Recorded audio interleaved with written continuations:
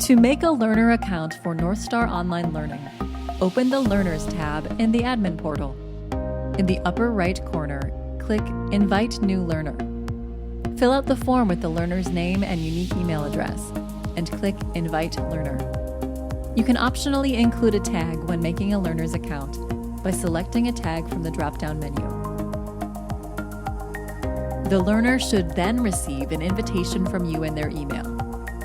The email invite will include a link that will take them to a page where they can set up their password. If they do not receive the email invitation, ask them to check their spam folder. You can also try resending the email invitation. If a learner is unable to set their password, you can manually activate their account and set their password by clicking the lightning bolt. After they set up their account and log in, you will be able to view their site usage.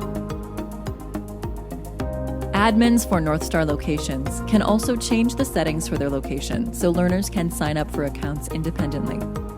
In the Admin portal, click Location Info at the top. Then, click under Edit Location Info. Scroll down and select the checkbox Allow users to create their own NSOL learner accounts. You will need to enter an email address that learners can contact if they need assistance from your organization signing up for an account. This feature is only available if you have enabled your location to show on North Star's public map. Then, click Save Changes.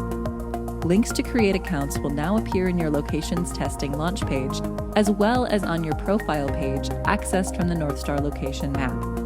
To edit a learner's account, click on the pencil icon anywhere in a learner's record. Make sure any changes you make to a learner's account are with the learner's knowledge and permission.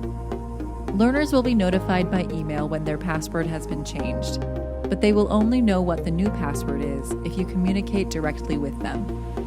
You can navigate between the Admin portal, North Star Online Learning, and the homepage by using the drop-down menu at the top. Make sure learners know about this link so they can get back to the main North Star website too.